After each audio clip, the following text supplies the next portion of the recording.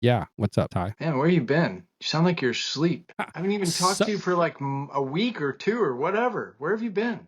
Summer break, dude. We got to take some time off. I got to go beaching. I got to go to the lake. I got to go boating. Enough of that. Just meet me at the gate. I'm Rich Levine, and this is Meet Me at the Gate, where we're not just talking theory, we're tackling real world problems head on, driving solutions that supercharge productivity and team dynamics. Every episode is a journey towards improvement, empowering you, the manager, to lead with innovation and confidence. Join us to transform everyday roadblocks into highways for success. Hey, you starting early? Oh, yeah, absolutely. Because I got to go to bed early, because you got to get up early, because I got a new customer. And the new customer, when you're a transport guy, what you got to do, this is true. Tell me I'm wrong. You're You wrong. make sure you're there so that you can, this is a metaphor, hold their hand through the entire process. So I really don't hold anybody's hand, but I'm there and you see me. And then at the end, I come up to you and I say, how many did you buy? And then you tell me, and then I say, I'll take those gate passes. Thank you. Yeah. There you go. So it's been a little while since we've done a show. We got a new thing that's going on too, and we got this online bet that I've set up, and it's how long into the podcast does it take for Ty to say the word transportation, or any variation of transport, like so Transporting. tonight was pretty early. Like tonight was like less than 1 minute, so it was under a minute on the under. Now there's another one we've got going on too. There's an over under count. What's the other one? How many times Anytime Rich can say leading with value based value-based leadership. yeah. No, it's how many times do you change the reference to back, like flip it on us back to transportation? All Like the when I was, time. we're gonna do Every time. we'll keep track. It's awesome. So what's been going on anyway? It's been we've had a summer break. Well, okay, so today's Wednesday. I think it was Yeah. Tuesday when I found out that America's Auto Auction bought Z66 in Tulsa, Oklahoma. Yes, sir. Okay, so that's my backyard. And I get excited. I got goosebumps right now. Look. Zoom in on those goosebumps. My So why do you hair's have standing up. you talk to me? Why do you have goosebumps over America's buying Z66? Well, okay, so as it stands, this is just me, my opinion, doesn't mean much. America's is the least of the corporate conglomerates that still allows a degree of autonomy. Is that the right way to say it? You're an Yeah. auction guy. Yeah. Okay, so I get excited because I know the people on the ground at Z. So I know Monty, he's the GM. I don't really know Dr. Z. I've maybe met him once, but he's the owner guy. Monty, GM. I know Sticks. He's one of the awesome sales guys. I know some of the ladies, but anyway, you know these people. And Yeah. Zoe out in the lot, Richard who runs operations out there, and then you got Julianne, and she's doing a great job. And you know these people because you're boots on the ground, right? Or at least Yeah. I am. So anyway, it's a big deal, but I've got questions. I got a question. I've got a lot of Z66, questions. and you just said Dr. Z. I don't know who Dr. Z is. You said Sticks, and then you said what? Richard, Julianne. Your name Zoe, is this yeah, Zoe? Okay, so is this a band from, like, these guys play with like Styx and Journey and all those bands Def from that era? Leppard. I Def mean, Leppard. That would be a little yep, later, and so, but who you're else would have been that close. Styx? Or, all the I was like, this sounds The like a Sticks was rock. 70s, dude. Yeah, say this sounds Led like a rock Zeppelin. band from the late '90s or early '80s. We got No, Dr. great. Z on lead vocals, and over here we got Dr. Sticks on the drums, and we got Zoe on the keyboards. Yeah. Well, really good people. I think they're in 11 years. So I met Monty. Really cool story how I met Monty. But I'm in Tawnytown, Arkansas, nowhere, Arkansas. And this guy The pulls number up and it's six, number 6. No, and 7. the number 7. Yeah, good job, though. Good. If you don't get it, go back and watch episode 1 or 2. Yeah, 1 or 2. Number 7. Get the number Uh, 7. But anyway, he comes rolling in. He's going to do a sales call at this big recon center that I'm the transport guy at. Sorry, I had to bring it back to transport again. 2. But I see him come whipping in, get out of the car, sharp, clean, nice looking dude, super cool.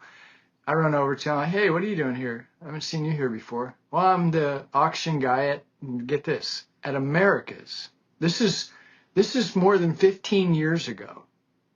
He's the GM in Tulsa, Oklahoma at America's Auto Auction. So he's looking to get some cars. And I said, I know the people you need to talk to, and I can hook you up. So anyway, I take him in. I sit through the whole meeting, introduce him to it's a big buy here, pay here. They got, I don't know, 20 stores, and I'm the transport guy for these 20 stores. 3. This is a good lesson. Huh? 3. 3. Transport. Yeah. 3, yeah. Whoops. I'm sorry. Keep going. But anyway, meet this guy, introduce him to the right people. They end up doing a tremendous amount of business together, and we're friends for life. And so anyway, I run into him today. He walks over, and he's smiling, I'm smiling, and we both know we want to talk about this, but we both know now's not the time or the place because it's sale day, right? Yes. So he walks over, he's like, what are you doing? I said, well, I just have a lot of questions. He says, me too. But anyway, we ended it there. I didn't want to get into it with him. So if you know anything about Tulsa and you know anything about Z66, this is a really interesting story. I'm not going to get into it, but there's a history. But now you have 2 America's Auto Auctions in the same town with less than 4 blocks away. Did you hear that? Yeah. So you got an America's that's been existing. It's got a piece of property. It's got a recon. It's got an auction. It's got lanes. It's got people. It's got an office. Everything's there. It's been there forever. 4 blocks away from Z. America buys Z. So my number one question is, what are you going to do with that place 4 blocks That's away? just what I was going to ask. What are they going to do? What are you going to do with that place, and what are you going to do with the people over there? Wow. And you were what was your opening comment? They're the ones that have the most amount of autonomy. Well, and I don't know. I've never worked for America's Auto Auction, so my statement is based off of just observation. Yeah. What I see. So know, I go to Kansas City. I go to America's Auto Auction, Kansas City, all the time. I talk to Doug Dahl, general manager. I talk to Steve. Talk to all the auction sales reps. Hang out with them. Move cars with them. Blah blah blah. But I look at their operation and I think looks pretty good. I mean, I don't really see anybody stressed out about corporate coming in and telling them they're not doing a good job. You're doing it wrong. I don't hear them say that, right? I did get busted last Friday. Doug Dahl, if you're watching, I'm sorry. I took a slice of pizza and it was a bad move and I won't do it again. Matter of fact, here we go. Make it public. America's Auto Auction, Kansas City, Missouri. Ty Thompson's going to buy lunch on Friday for everybody. There you go. Wow. Because I took 1 slice of pizza, and I apologize. Wow. 1 slice? You're the pizza thief? Well, I didn't know. And then you had Katie standing there, and she's like, and then Wayne and Katie are both standing there over all the pizza, and they're like, yeah, sure, take a slice. And I was like, all right, I've been working hard. So who is this pizza intended for? All the employees. Oh, and that's what Doug was concerned about. Don't take the pizza because I want to make sure my employees are taken care of first. He said that, and that's putting people first, Rich. Absolutely. Which makes me think that he has a degree of autonomy. Yes. That's where awesome. He can still put his people first and get in sideways with the transport guy who took a slice of pizza. So I can get behind that. 4. So was the pizza good? No. It was the wrong one to take. I shouldn't have taken that one. No. I'm taking a bite and I'm standing at his office and he's giving me the what for. And I'm like, this piece of pizza was not worth that at all. All right. So I grew up in the Midwest. This was Kansas City, right? Yes, sir. So I'm just going to throw on my Midwest hat. Was it Piccadilly Circus Pizza? No, it was not. Okay, hang on. Don't say it. Don't say it. No, I'm not going to tell you. Was it Casey's Pizza? No? No, but that would have been a good guess. I like that guess. It was about the same. But everybody thinks Casey's is good pizza. Well, yeah, for a gas station, it's damn good pizza. But for a pizza place, no. Come on, man. Yeah, come on, man. All right, so let's go back to Tulsa. Tulsa. We dropped a lot of names. So we got 2 auctions. We got no ideas what's going on there. Well, you've been around. You know Tulsa. It doesn't. Well, no, I don't. Tulsa's one place I've never been. I've flown over Tulsa. I've driven around Tulsa. I've never driven through Tulsa. I've never stopped in Tulsa. Well, okay, so I'm not going to do a quick Google search, and No. somebody can correct me if I'm wrong, but I know there's a Odessa, Yeah. which with Carvana. Yep. There's Z, which has taken over everything in Tulsa. I mean, the commercial accounts, you name it, they got it. They're Hmm. banging. They're running 900, 1,000 cars a week on Friday, and they have a Wednesday sale where they run 300 to 400 a week, right? Yeah. Okay, let me think here. This There's brings up an opportunity. Odessa, Z, Americas, and there's like a Mannheim, but I think it's like a Copar Mannheim, something like that. Weird. Couldn't be Copart, but I wouldn't think. What is Mannheim's There TRA? was, TRA, TRA. yeah, TRA. Yeah. Yeah. So there's four that I know of in So Tulsa. there's an opportunity there. Opportunity for all kinds of stuff. Here's You what name I've been. So now that I'm not in working for the big A, and I'm out and about, and I get to talk to independent auctions, it. there Mm-hmm. is demand for the independent sale. So Tulsa's Mm. now been taken over by corporate. Yeah, there's not another independent that I'm aware of in Tulsa, Oklahoma. Correct. I'd be So going to what's your find take on that? What do you think? let's go find some dirt. Let's go open up a 4-lane sale, and we're going to Oh, call it Tulsa Red Light Auto Auction. there you Oh, go. so you're going to love this. Last week I was at the summer roundtable up at the golf course in Frisco, and going to lunch and was meeting with different potential clients and talking to them. And I'm sitting talking to a potential client, and there was an independent owner there as well.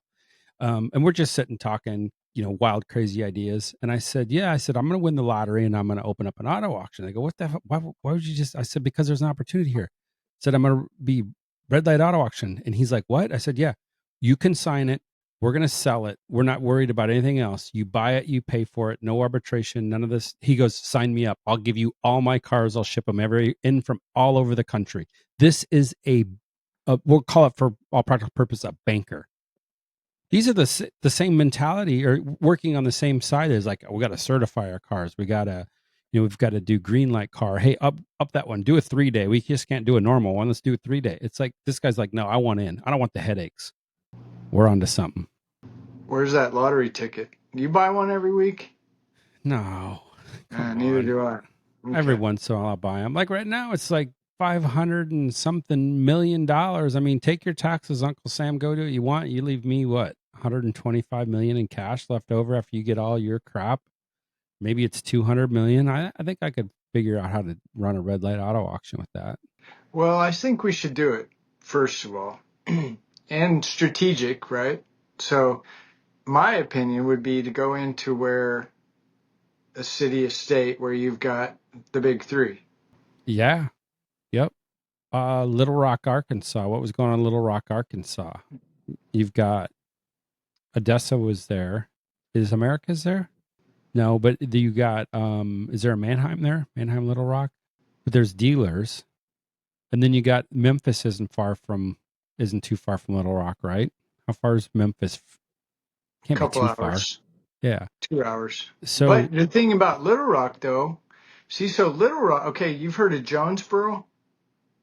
no, but it's what is a small town in Arkansas? Big town in Arkansas? Yeah, but it's north of Little Rock. So Okay. Jonesboro actually has well, I don't know if it's still there, a smaller auction, independent auction that they could probably clean house. Harrison, It's Arkansas. just what I was it's just where I was going. Everything right around there is all owned by corporate. Yeah. It's either And Mannheim, so, Americas, or Odessa, the big A. right. And I think, I mean, now that we're talking about it, because I see this from the back side, you should probably see it more from the front side. You're talking about post-sale inspections, pre-sale inspections. What do they call those? Eagle, early birds, or something like that. Remember those? Didn't you We start that? yeah, we were doing it, the certified program.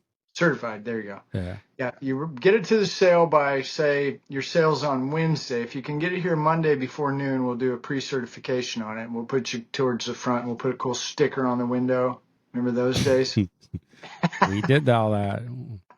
Yep. So, with the red light, I mean, and this is interesting. I've been watching, since you and I have talked about this, of course, but I'm at an auction probably 4 days a week, and I'm watching stuff. And I watch the guys on the block. Okay, so you taught me this. First money's best money. Yep. First money's best money. Title, and we're selling it. Those are the three.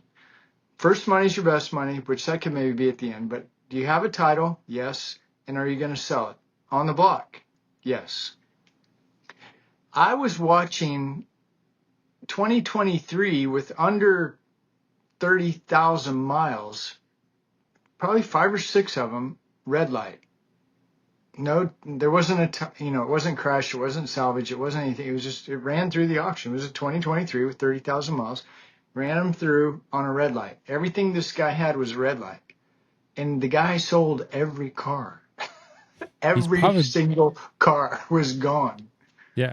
So hey, here's a good story. So you remember, I don't know if we've talked about it on the podcast, but what the hell, we'll throw it out there. So right now I'm running a short time offer, $25 sale fee at the auction I'm at. I'm not going to tell you where it is. Go look me up on LinkedIn. Go find me. If you're in my area, send us cars. $25 sale fee if you sell the car on the block. So I got a buyer that buys anywhere between, he was buying around 15, 16 cars a week. Now he's up to like 20 to 30. He'd been sending me onesie twosies. Just stick in the sale. I need 10 grand for it. That's the floor, $10,000. I'm like, dude, this car's not worth 10 grand. It might be worth 3 in a good day. Well, I went down, we sat down, and I let my salesperson have a conversation with him and tell him, hey, we're doing the $25 deal. If you sell it on the block, give us a realistic floor price and we'll sell it. They gave us 2 in-ops for the in-ops sale. Oh. Hang on. Floored them both at $2,000. One of them brought $3,600. The other one brought $5,300 because we crossed the floor and the auctioneer said we're selling, and then people's hands went crazy. They want to hear that you're selling the car. And now that's just one story. Last week, and we're just starting dealer consignment. We've always been on the fleet side, and we're getting rolling. We sold 17 dealer cars on the block last week. And we're not running any more than I think we ran 42. Yeah. But it's working. We're getting people's attentions. If you put the floor where it needs to be and you got the right price on the car, you're gonna get close to that home run, if not the home run you always wanted when you overfloored it. Yeah. And my number of offers on the inside gone way down. My team's way more productive. It's flipping amazing. And they're like, well, we had some difficult conversations and the gentleman that sold those 2 cars that made so much in the in-op, we kept going back. He goes, well, I thought my fee was $25. No, you didn't sell it on the block. Now it's rolled over to an offer. Your new sale fee is X, and it's hundreds, not tens. Not 25. Yeah, not 25. Whoa, I didn't know that. I'm like, what part of selling on the block do you not? And I guess we make these statements. I talk about it. Here it is. We talk about it in value-based leadership. People hear what they want to hear, not what you say. So I said, you got to sell on the block. Well, they think it's on the block. It's on a piece of paper. As long as we offer it across there, and if it goes to an offer, I still get my 25. No. You have to sell it. When the auctioneer has the gavel in his hand and it's still up on the screen, that's your shot. You got about 45 seconds to say yay or nay. Yeah, and to me, this slides into a conversation that I'm definitely not prepared to have with anybody, but I start thinking about Brian Kramer. Remember Brian Kramer? I know the name. Isn't he Lot Pop or something? No, that's Jason Rice. He went with Brian Kramer. I don't remember who he went with right now. I'm sorry, Brian. But anyway, Brian is really big on value in a car. Like, I've watched him do it live in a parking lot at a conference in Dallas, Texas. He's walking out.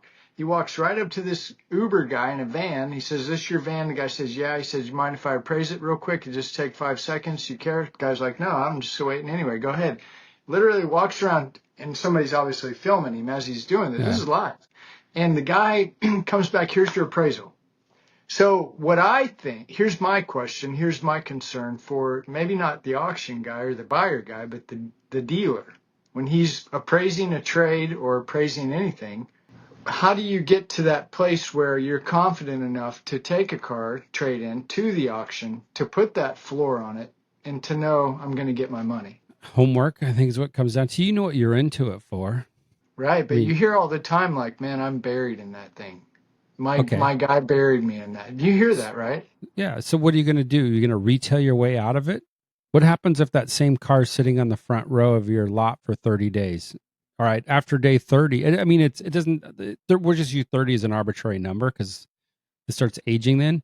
After a while, if the sales guys don't think they can sell the car, they start walking by it. That car just becomes a fixture. It's like you put up a sign that says, I don't know, you put up a sign somewhere and everybody reads it for what, the first 2 weeks or the first time they see it. After that, it just becomes a sign. It's part of the environment. Nobody cares anymore. That's what happens with an aged car. They just walk around it.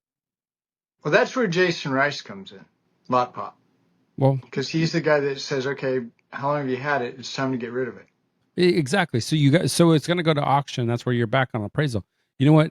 If you got 2 or 3 guys bidding on it, that's your market value right there. Unless you see them flipping a coin and saying they're not going to go any farther, um, it is what it is. So here's an example. Today, I had some fleet, and we had 5 or 6 of the same Ford F-150s. And today, the market money is I had 6, 7, 8 guys all over these things. Every one of them 22.5 was their limit. None of them were going to go any higher than that on any of them. They were all same year, same body style, same color, same Same miles. miles? Yeah, okay. Roughly, yeah, roughly Yeah. same miles. Some were 500 more, some were 500 less, some Yeah. were 1,000, whatever. But the market was clearly 22.5. 22.5, and the seller's like, nope, 24.5 it Oh, is. 24.5. I'm like, this is the market today. Everybody in here is willing to pay the same amount. Nope, I had 23,750 last week and said no. What'd you say at the beginning of the ooh. show? First money is Well, your what I best said money. was my friend Rich taught me this little jingle. Your first money is your best money. We can make that Yeah. a rock song with the You probably could. sticks. You could have that band, that Z66 rock band do Sticks. that. That's where I'm going, man, right there. Sticks on the We can drum, do Dr. Z on lead Zoe, vocals, Zoe's on the Dr. keyboards. Z, Know what you told me, Dr. Z? Monte. Oh, I thought you said Dr. Z. Yeah, Dr. Z is the owner guy. Yeah. Yeah, you said you had Dr. Z. So what's Yeah, I Monty got then? it. He the bass player? He could be the bass player. That's Yeah. fair. Or Who's lead is singer. He so would be a good lead singer. We ought to put Monty up uh front, lead singer. well then where's Dr. Z? Is he the manager? He's the Put general him in manager of the band? in the drums. No, that's Sticks. I thought you said Um, Sticks was on the drums. All well, right, we're Sticks can getting be the carried away. guitar. Yeah, it's nuts. We're really getting carried away. Well, anyway, you go to the red light, and here's the thing. What if corporate watches this? What if they start picking up on this? Are they going to What? come in and try to run us out? No. You Why sure? they wouldn't? Why would they do that? They've got to have all their rules and all their extra things. They got to make sure they keep the arbitration thing going. No, no, no. I'm saying because of volume and things Oh, run smoother, and you don't have as many people walking around with guns in their drawers and in their fucking people going back. crazy. Yeah, People I going mean, crazy. you just like, Wow. Namaste.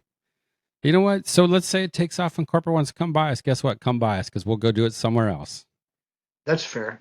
Yeah. Well, I think if I were corporate and I were watching, I would go back and have a meeting, call one of your Zoom meetings, whatever you guys do back there, and I would say, hey, watch this. I think these guys might be on something. We can make more money and we can have a better customer base that's happy to come and see us.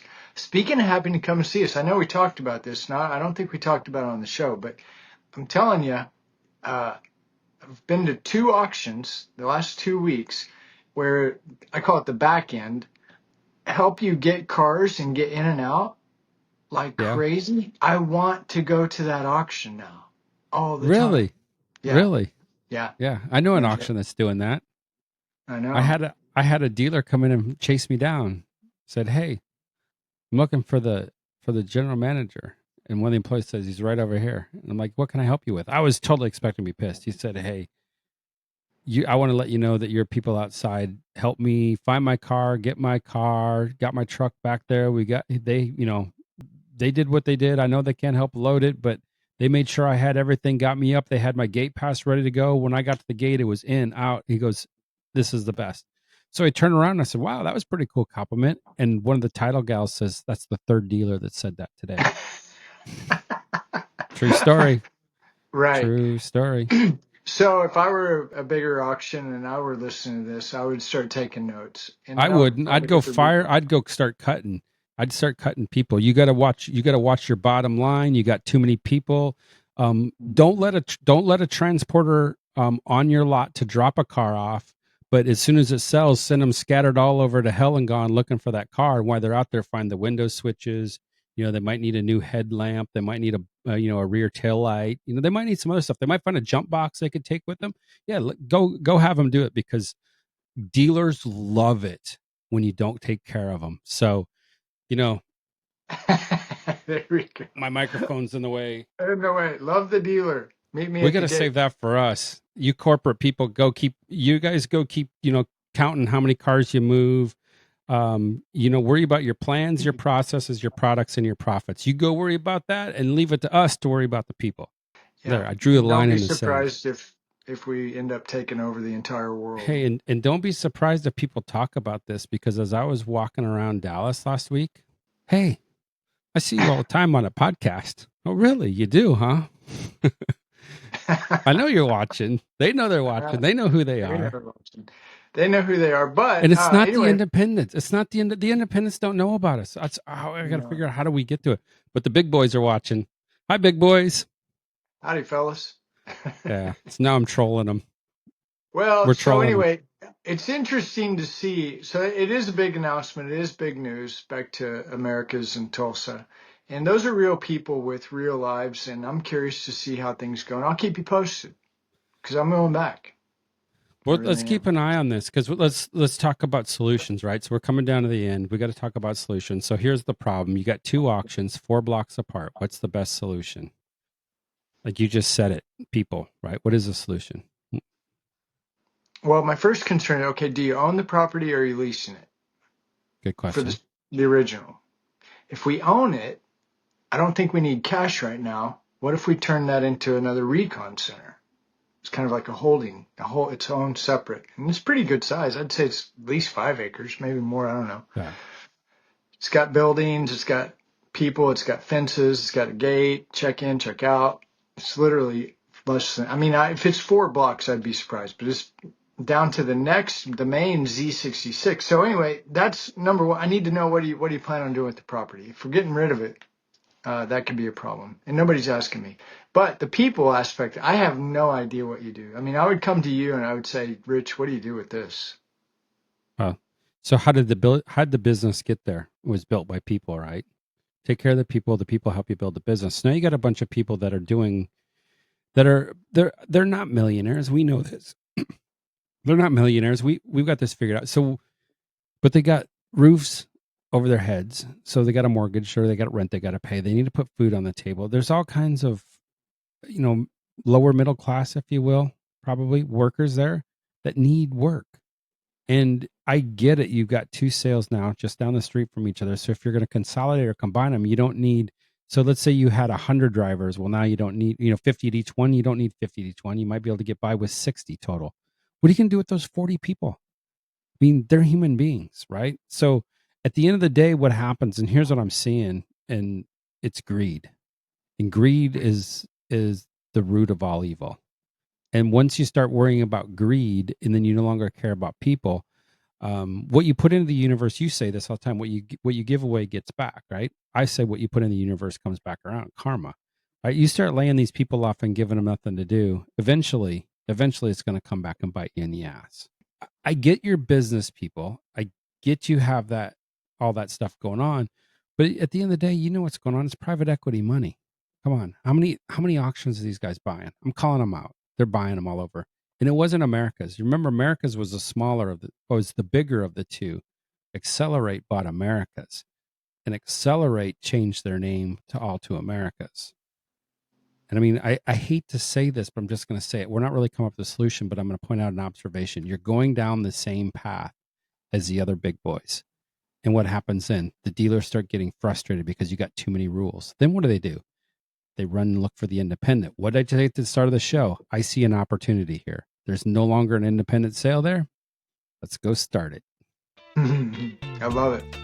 I love it. Thank you for joining me on this episode of Meet Me at the Gate.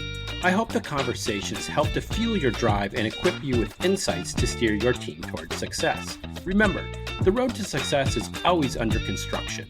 And until next time, keep your engines revving and your gas tanks full.